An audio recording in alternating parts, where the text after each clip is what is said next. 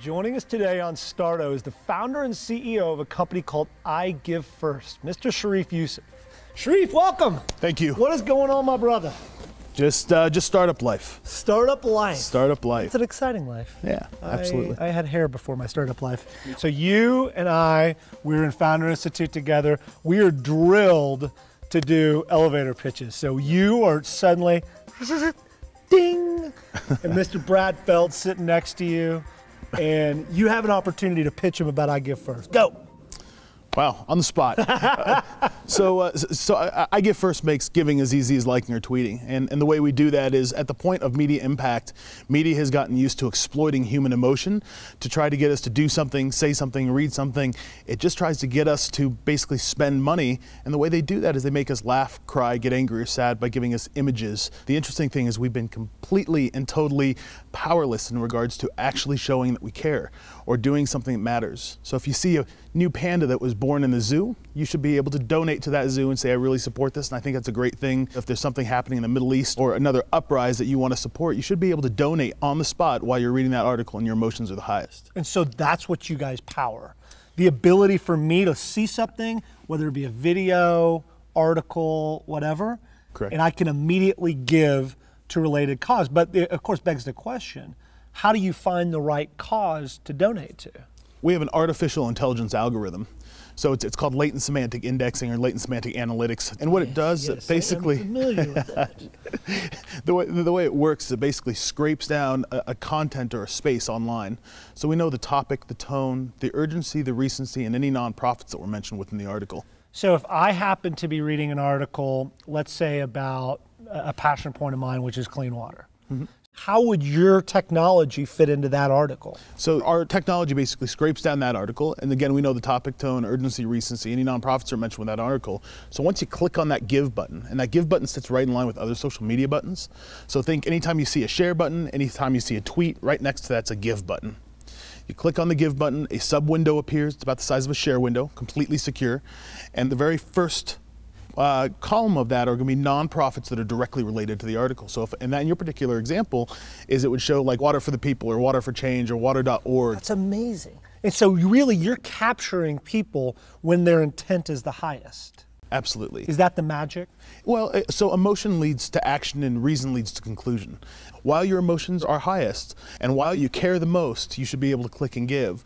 There's an interesting bell curve that drops off very, very quickly. So the minute you're impacted, it goes straight up from a response standpoint, and then it comes straight down. There's a long tail. I've heard it called the law of diminishing intent. So at that moment, you intend to do something, but the longer the time goes out, the less likely it is that you're going to take action. Absolutely. It's about 7 days within charity. Is that right? Okay, so tell us a little bit about your background, how you came up with this idea, how you were compelled. You had a good job, right? Yeah. Corporate America, doing okay. Absolutely. What was that moment that made you decide to go out and start this company? You know, I spent 15 years in high tech. I've created solutions for companies like eBay, PayPal, Amazon, on behalf of companies like First Data Corporation, Axiom, Experian, IBM. In the process of doing that, I kind of crawled my way up from being a mailroom boy all the way to the top. Were you actually ever a mailroom boy? I was. It was called a Media Coordinator 3 or something like that. Wow. I delivered mail for First Data. That was my entryway into the corporate world. But in the process, my mother and father and sister came from Egypt to America due to the religious persecution. And my father basically couldn't find jobs out there. He would always be trumped because he was a Christian within a Muslim world. So he wanted to move out to the United States to have a better life. So there's really two parts. As I went all the way through corporate, I didn't feel I was really fulfilling my purpose. I wanted to do something that impacted humanity overall, but I also want to make sure I made my father proud. Both of my parents, as they came here, they lived the American dream of initially going door to door asking for bread and water, to building themselves up to be millionaires and then losing everything all over again. So I don't know, it kind of is the American dream. Yeah. Isn't it? Like, and then you got to make another fortune. Yeah, absolutely. And I just knew that I wanted to make a difference worldwide and impact humanity. And I also know technology. So I looked to figure out a way how to merge those two. And I'll tell you, it's a huge difference. I wake up in the morning and rather than feeling like I'm making or saving top executives money for large organizations, I know I'm trying to feed the poor, the sick, and the needy, right? I mean, that's an unbelievable story because your family truly was affected by charity. It's the reason we survived. Your family wouldn't have survived without that ability for people to give.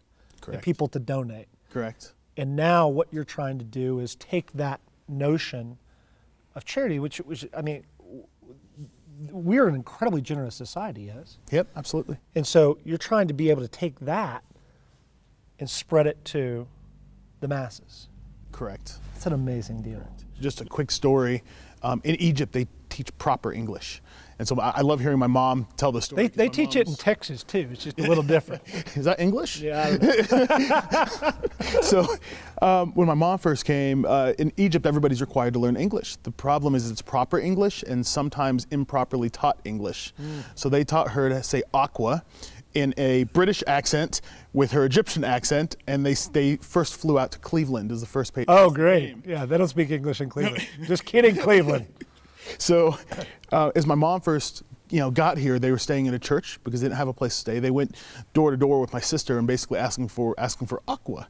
And my mom said, yeah, we're looking for aqua. And the lady said, water? She said, no, aqua. Water? And finally my mom's like, aqua. She goes, water. What? So my mom had to learn water versus aqua. Water. She probably has the screwiest accent of any human being on the planet. Yeah, and I can't imitate that one. I can get Cleveland. But in the process, hearing my mom tell the story and hearing about the generosity of people that basically opened up the door, took my parents in, taught them not only the English language, but the culture, and allowed them to create a family of friends. My mother is one of 8 children in Egypt, and my dad is one of 5. And if you think about it, what causes somebody to leave their enormous families to come to the United States and abandon everything they know? And the answer was they wanted a better life for their children. And again, that's the entire point of really wanting to make them proud. On the same note, I want to give better life to other people too. It's an amazing story. So you are just getting going, right? Just kind of getting started. Tell us about where you are now, what you hope to achieve. What can we expect to see from iGiveFirst? The one question we could never answer that investors and people alike would ask us was, how many people would randomly click on a give button that they don't know and they've never seen? So we put it on 2 websites, one of them being iCosa Magazine. Nice. iCosa Magazine got a 3% click-through rate, which is 12 times what benchmark was. So we're in the process of uploading 145,000 nonprofits into the system. We have built out our own ad server. Everything is a completely scalable model. From a technology perspective, we didn't cut any corners. So as we grow, we already have the scalability built in. One of the things that's magic about iGiveFirst is the incredible team that you've been able to recruit in. Talk about, one, how it is that you're able to sell a vision for something, for a product that was still in development at the time, and B, talk about that team and what they're able to accomplish. We've got about 17 total people, and that includes advisors on board that are helping iGiveFirst, 7 of which are full-time. But included in that full-time mix of people that have been working completely for free, just due to the fact that they want to see this go, are people like the former CMO of Media News Group. Formerly, she was Vice President of Strategy for Microsoft and Vice President for Marketing for Yahoo. And then we brought other people in, like the CIO of Mile High United Way, Senior Vice Presidents from Experian, Vice Presidents from Axiom.